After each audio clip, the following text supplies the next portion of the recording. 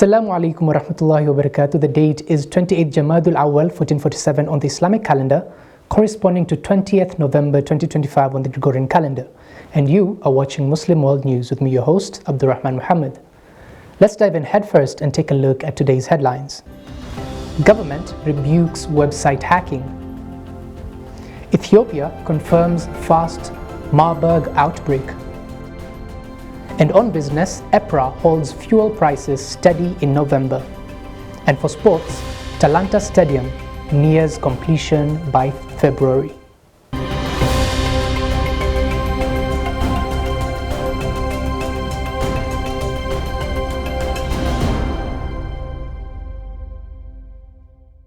On our first story of this day, the government of Kenya has rebuked the hacking incident on its websites, calling it a violation of Kenya law and applicable international convention. The hacking, which was carried out by an entity calling itself PCP at Kenya, rendered several government websites inaccessible to users including Ministry of Interior, Health, Education, Environment, Energy, Labor and Water.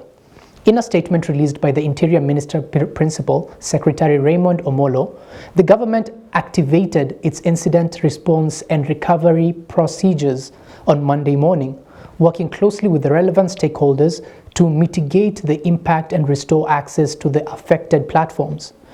The situation has since been contained and the systems are under continuous monitoring. Our focus is on building layered defenses, improving readiness and ensuring that any attempt is detected early, containing quickly, neutralized decisively and impact minimized, said PS Omolo. PS Omolo further added that the hacking incident was in violation of Kenyan law and applicable international conventions, including the Computer Misuse and Cybercrimes Act, the Kenya Information and Communications Act, and the Data Protection Act. He assured Kenyans that the cyber attack had been contained and promised that the culprits will face the full force of the law when arrested. On to our next story. Garissa officials say the widespread use of masla to resolve criminal cases is letting youth offenders avoid prosecution and is fueling sharp rise in bold daytime attacks across the county. The concerns were raised during a recent Jukwaa la Usalama forum, where security officials, elders, religious leaders, and civil society representatives noted that family-led masla settlements often led victims of withdrawal complaints, allowing offenders to evade formal justice and re-offend. Speaking during the forum, Farah said, and I quote, "Let us be honest, the continued release of offenders through masla has encouraged a culture of impunity among young people. When youth see their peers walk free after committing crimes, they lose fear of the law. We need to send a strong message that crime has consequences."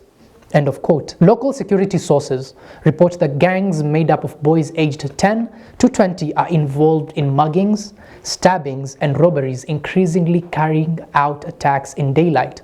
Officials say the victims often withdraw complaints after family-led masla negotiations, weakening court cases and hampering convictions. Elders say masla remains useful for reconciliation, but warns it should not replace formal justice in serious crimes. Stakeholders now cite masla as the weakest link in the fight against insecurity in Garissa. Now for a story that has been trending all around the world. Human rights groups, county officials, community elders, and survivors in Garissa are raising fresh concerns over the continued prevalence of female genitalia mutilation, FGM, and gender-based violence, saying the problem remains widespread despite years of intervention. At a stakeholder forum hosted by the Kenya National Commission on Human Rights, participants warned that the two violations largely persisted because of long-standing cultural expectations, weak follow-through by authorities, and societal attitudes that protect the practices. Nimo Iftin Ali, a human rights defender and FGM survivor, told the press that culture remains the main driver of harmful practices. The deep-rooted cultural beliefs that continue to perpetuate these harmful practices, despite decades of advocacy and public education campaigns, should concern all stakeholders, she said. They noted that although public education and legal measures have been in place for years, the region is still struggling to turn the tide. Many families continue to justify FGM as part of tradition, while GBV, gender-based violence cases, often fail to reach the justice system due to fear, stigma, and minimal trust in state institutions. Stakeholders agreed that without confronting the cultural belief that sustained those violations and strengthening law enforcement structures, Garissa will continue to face recurring cases of FGM and GBV. Stakeholders cite deep-rooted cultural beliefs as the biggest contributor to never-ending FGM and GBV in Garissa. On our next story, in a world driven by technology, a group of young Kenyan innovators is getting a head start. A new tech camp in Nairobi is equipping children with skills in robotics, artificial intelligence, virtual reality, and game development, all with a mission to ensure no child is left behind.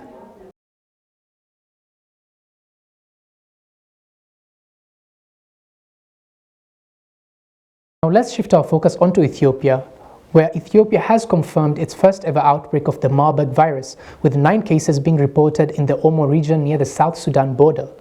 Health authorities and the WHO are acting quickly to contain the virus, which spread through bodily fluids and has no approved vaccine or treatment. The WHO Director General, Tedros Adhanom, praised Ethiopia's response on Twitter, saying this fast action demonstrates the seriousness of the country's commitment to bringing the outbreak under control quickly. Marburg virus comes from the fruit bats and spreads through contact with infected body fluids or contaminated surfaces. Symptoms include fever, severe weakness, headache, and bleeding. Early detection and strict hygiene are critical to stop the virus from spreading. Ethiopia Omo's region borders South Sudan, raising concerns about cross-border transmission. Our next story focuses on the humanitarian crisis in Sudan. The US has called on nations supplying weapons to Sudan's paramilitary RSF to cut off assistance as the conflict ravages civilian populations. Secretary of State Marco Rubio said the RSF is receiving outside assistance and that needs to stop, citing worsening humanitarian conditions. Washington says it is pressing key states including the UAE, Egypt, and Saudi Arabia to halt arms transfers that sustain the RSF. Sudanese Foreign Minister Mohiddin Salem welcomed the call, describing the RSF as a terrorist militia and praising the US for increasing accountability.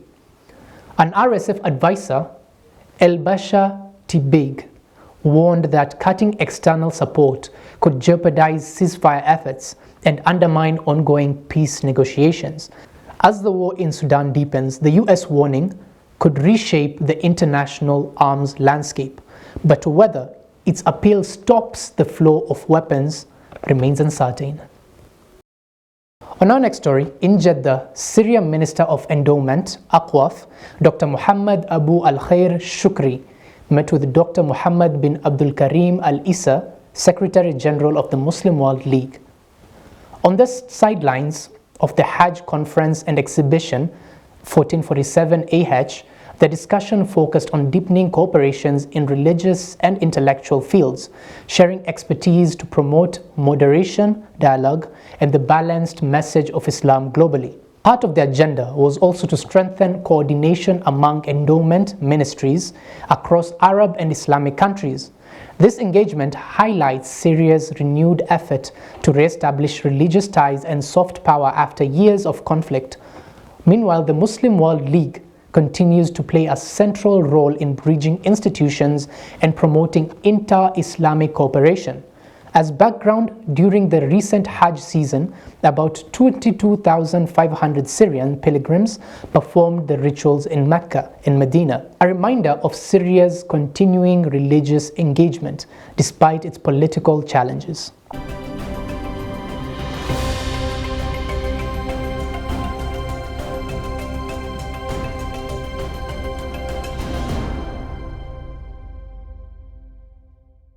From stories of real human lives and faces, let's take a look at numbers and statistics on business news, where Kenya's National Assembly has lifted the 7-year freeze on new power purchase agreements, PPAS, opening the door for long-delayed electricity generation projects to proceed after years of stagnation.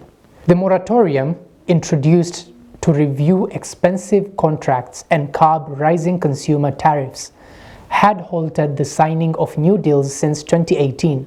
Lawmakers approved a new framework that caps wholesale generation prices at $0.07 per kilowatt, a measure aimed at preventing costly PPAs that previously burdened households and industry. Projects will now be allowed to sign contracts denominated either in shillings or dollars, depending on investor and government negotiations.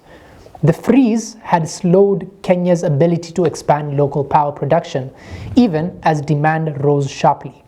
As a result, electricity imports surged, with foreign supply accounting for over 10% of Kenya's power mix by mid-2025, up from less than 5% the previous years, raising concerns about reliability and future grid stability.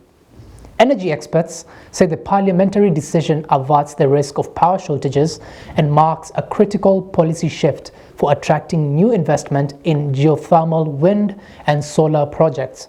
However, they warn that generation alone will not solve Kenya's power challenges unless transmission lines, grid upgrades, and financing hurdles are addressed swiftly. The government now faces the task of restoring investor confidence, fast-tracking stalled proposals, and ensuring that new PPAs align with national demand, forecasts, and cost reduction goals. Analysts expect the first wave of new agreements to be signed within the next year, potentially easing the country's reliance on imports and stabilizing tariffs for consumers. On to our next business story. The Energy and Petroleum Regulatory Authority, EPRA, has announced that pump prices for petrol, diesel, and kerosene will remain unchanged for the November-December pricing cycle. Starting midnight, consumers in Nairobi will continue paying 184.52 shillings per litre for super petrol, 171.47 shillings for diesel, and 154.78 shillings for kerosene. In Mombasa, the rates are set at 181.24 shillings, 168.19 shillings, and 151.49 shillings respectively. EPRA attributed the decision to keep prices flat to relatively stable import costs. According to the regulator, the average landed cost of imported super petrol dipped slightly by 0.18%, while diesel rose by 1.81% and kerosene by 0.71%. The announced prices include a 16% value-added tax and reflect updated excise duties adjusted for inflation under legal notice number 194 of 2020. EPRA's price cap mechanism is intended to balance cost for importers while protecting Kenyan consumers. The purpose is to cap the retail price of petroleum products while ensuring reasonable prices to consumers, said EPRA's Director General Daniel Kipto. For households, the stability offers short-term relief, no immediate pressure on transport or energy costs. For businesses, especially transport and logistics, it means more predictable operating expenses. However, despite the steady pump prices, the slight upward trend in import cost for diesel and kerosene leaves open the risk of future price pressure should global markets continue shifting. EPRA reaffirmed its commitment to transparency and fair competition, emphasizing that its pricing reviews aim to protect both consumer and investors in the energy sector. On our next business story, Kenyan agricultural exports are poised for a breakthrough into the US retail market, following high-level talks between the Ministry of Agriculture and the US Africa Trade Desk, USATD. Agriculture Cabinet Secretary Mutahi Kagwe led the discussion with the USATD CEO Gavin Vanderberg, emphasizing Kenya's readiness to meet US standards through stronger traceability, compliance, and value addition. Priorities export sectors identified include flowers, coffee, macadamia nuts, and grains soon to feature in major US retail chains like Walmart. A key deal involves Nouvelle Blooms Limited, which secured an agreement to ship 4 million premium Kenyan rose stems per month to the US along with specialty Kenyan coffee. Macadamia nuts are also part of the first waves destined for American store shelves. To support this expansion, Kenya is strengthening its pest control, post-harvest handling, and value addition systems, part of its better agricultural transformation agenda. The move is expected to help Kenyan farmers benefit from higher earnings and more stable foreign markets.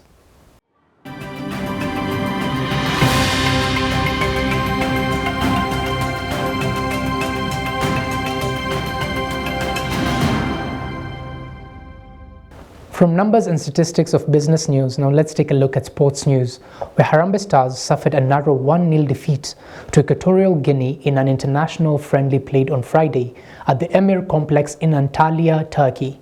The match was settled late in the first half after defender Rooney Onyango brought down Jose Miranda inside the penalty area. Miranda stepped up and converted the resulting spot kick to give Equatorial Guinea the lead.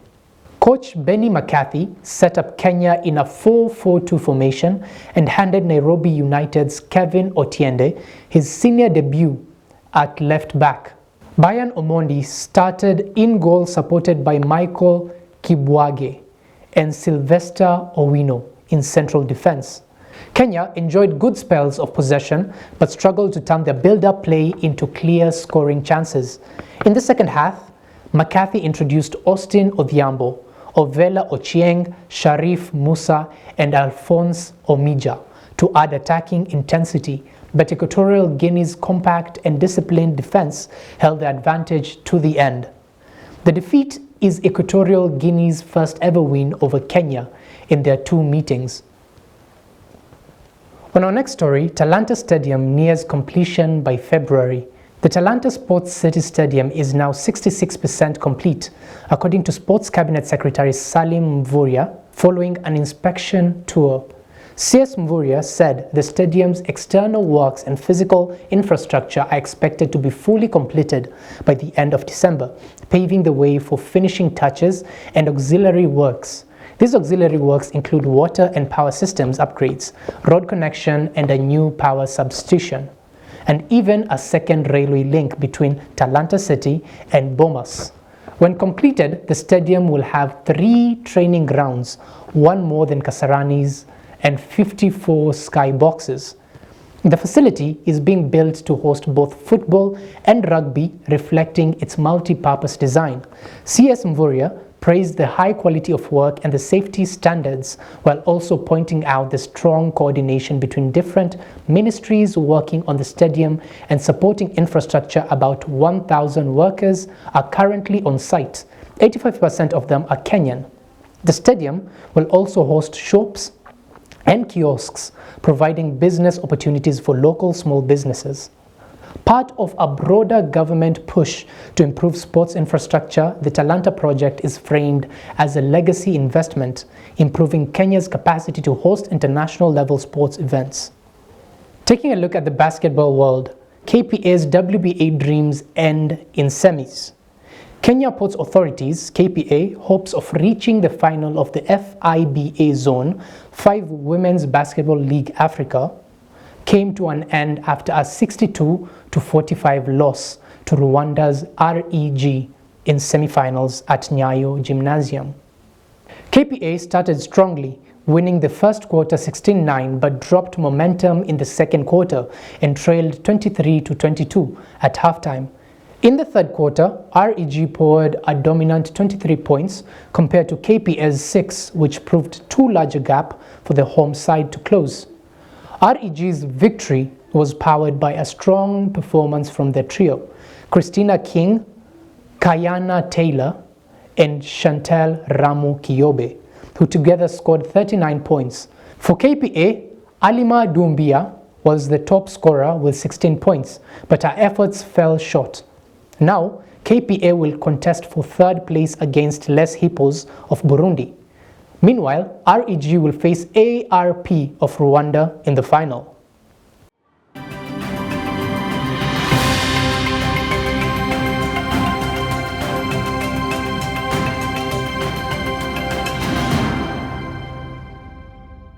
And as we close today, here is a reminder from the hearts of the world's youngest voices. Did you know? Teaching children simple safety habits like knowing trusted contacts, memorizing a phone number, or recognizing unsafe situations can reduce the risk of harm more than any device or app. The small lessons often make the biggest difference. If you didn't know, dear viewers, now you know. That brings us to the end of today's program of Muslim World News. I've been your host, Abdurrahman Muhammad, and it's been a pleasure having you with us. As we've come to the end of our news bulletin, we turn to this week's feature story. On this World Children's Day, we step away from the headlines and into a place where hope is built one small smile at a time. Our reporter spent the day at a local children's home, listening to stories of resilience, laughter, and the quiet struggles these young ones carry. It's a reminder that protecting children isn't a slogan. It is a responsibility we all share. Today, we shine a light on the dreams they hold and the care they still need to reach them. Stay informed, stay inspired, and may peace be upon you. Here's Shaban Yusuf with our feature. In every village, classroom, and playground, we have stories that go unheard. Today, we step into the world of children, not to make them listen, but to hear from them. Because listening from children is the first step to humanity. In Kenya today, thousands of children are growing up in environments where their voices are often overlooked, yet their insights, fear, and dreams hold the power to shape our nation's future. At Mama Dhahabu Children's Home, listening to children is not an afterthought. It is the foundation of care, protection, and dignity. In this feature, we meet the people at the heart of this mission: caregivers, children, youth leaders, parents, and community champions, all working to ensure that every young voice is heard and valued. For the caregivers, whose daily work reveals the importance of listening, their Ustad explains how Mama Dhahabu Children's Home ensure that children not just receive shelter, they receive understanding. He described the remarkable shift that happens when a child realizes their thoughts matter. For many, it is the first step toward healing. Wanafunzi wetu ni wazuri sana. Naam, wazuri sana kusema ukweli. Mimi tangu nianze kufundisha ama tangu nipite katika madaris nyingi sana, sijapata kuona wanafunzi wazuri kama hawa. Wanafunzi ambao kwa mashallah wasikivu, ni wasikivu sana. Confidence and self-worth through structured routines, open door conversations, and attentive care, the home creates an environment where children's rights are not only recognized but actively protected. The most compelling test of any child protection system is the experience of the child themselves. Here, they speak in their own words. They share when they feel most understood and why opening today, the fear of judgment. Their reflections reveal the silent pressure children carry today, the fear of judgment, the worry of being ignored, and the longing for someone who simply listens to them. Many of them describe how being heard has strengthened their confidence and reshaped how they view themselves. Like I gain more confidence, like tuseme leo niambie auntie kitu aifanyie kazi, je next time sitakataa kumwambia juu najua ataifanyia kazi ama atanisikiliza. Then inanifanya nikuwe strong and na courage juu kisha nisikiliza ujua hakuna mtu ama kuni guide mtu hata kuja toke huko nje anza kuniambia vitu zake nimsikilize ama nilizishe self esteem yangu juu already alikuwa shanipandisha self esteem. And with youthful honesty, they tell us about their dreams that become clearer, stronger, and more possible when adults support them. I would like to be an architecture. I would like my companies to be worldwide to interact with different kinds of people, to know different types of dishes na kuhelp mama dhahabu, you know, like sometimes inaweza ichoa hapa nipeleke America, you never know. Hivyo. Among Kenya's young people, a new wave of awareness is rising.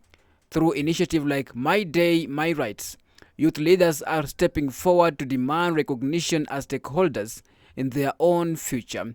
Our youth representative explains what this moment means to their generation and whether society is truly ready to listen.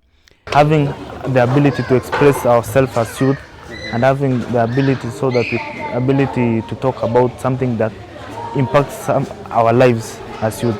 They highlight the role young people play in encouraging each other to speak with courage and respect. Their message is firm.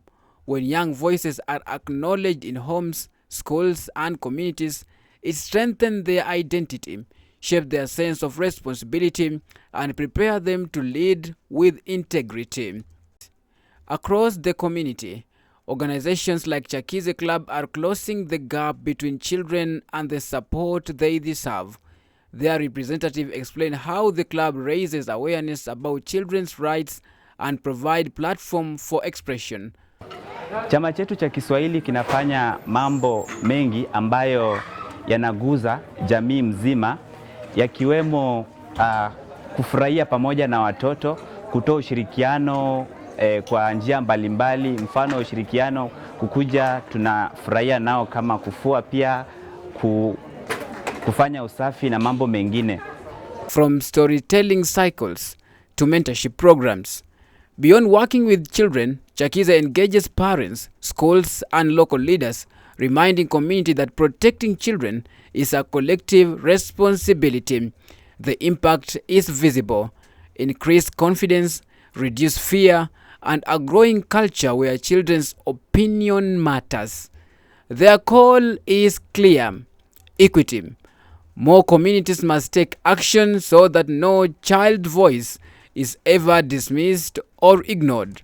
As we reflect on the stories shared today, one question stands out: how can Kenya do better in amplifying children's voice? Strengthening national platform for child participation is not just a policy issue, it is a moral one. When we listen to children, it means we are building a greater future for them. Listening to children means it's an essence of humanity. It's an essence of understanding to them. Reporting for Al Huda TV, I'm Shaban Yusuf.